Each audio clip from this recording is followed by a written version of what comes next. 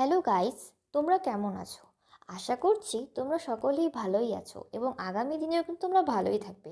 আমি আজকে তোমাদেরকে একটা নতুন গল্প সম্বন্ধে আলোচনা করব। আমি কিছু তোমাদের সঙ্গে গল্প করব। হ্যাঁ, আমি তোমাদেরকে তোমাদের পাঠ্য বইয়েরই কিছু গল্প সম্পর্কে এমনভাবে বোঝাবো যা তোমাদের পাঠ্য বইয়ের বাইরে সেই বিষয়গুলি তোমাদেরকে কাজে লাগতে পারে এবং সেগুলি তোমরা ব্যবহার করতে পারো। তো আমি আজকে শুরু করতে যাচ্ছি তোমাদের দ্বাদশ শ্রেণীর ইংলিশের অন কিলিং আ ট্রি একটি কবিতা নিয়ে, যেটা হয়তো তোমরা কম বেশি অনেকেই পড়ে থাকো বা আগেও পড়েছিলে। কারোর কারোর হয়তো কিছু কনফিউশনও রয়েছে এটা নিয়ে। আমি কিন্তু তোমাদেরকে খুব সুন্দর করে এটা বোঝাবো, যার ফলে তোমরা কিছুটা এর কিছুটা বিষয়বস্তুর বাইরেও বুঝতে পারবে এবং এটার সাথে যে একটি করুণ নির্মম কাহিনী লুকিয়ে রয়েছে সেটাও তোমরা বুঝতে পারবে।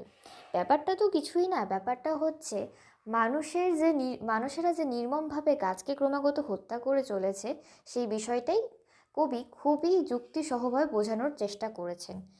চলো দেখা যাক যে কবি কি বলেছেন। বিষয়টা কিন্তু তোমাদেরকে খুব ভালোভাবেই বুঝতে হবে।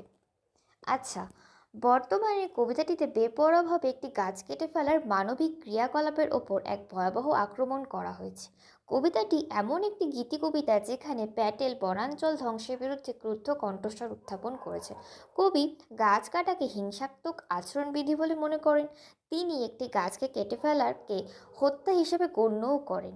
এটি একটি হত্যাকাণ্ড, যে জঘন্য ক্রিয়াকলাপটি ধীরে ধীরে সংগঠিত হয়েছে। ভূমি ও আকাশ থেকে পুষ্টি অর্জন করে গাছের বেড়ে ওঠার দিকে কবি এক করুণ দৃষ্টি আকর্ষণ করেছেন। কবি মনে করেন যে মানুষ একটি পূর্ণবয়স্ক গাছের প্রতি তীব্র অপছন্দ পোষণ করে। অতএব একটি গাছ নিষ্ঠুর প্রক্রিয়াতে কাটা হয়, যা ব্যক্তি কাটে তার নির্দয় মনের ভাবকে প্রকাশ করার উদ্দেশ্যে। কবি বলেছেন, একটি গাছকে শুধুমাত্র কেটে ফেললে কিন্তু তার ধ্বংস সম্পূর্ণ হয়ে ওঠে না। গাছটি তার জন্মস্থান থেকে প্রতিহিংসামূলকভাবে উপরে ফেলতে হয় এবং কাণ্ডটি শুকিয়ে যাওয়ার জন্য ফেলে রাখতে হয়।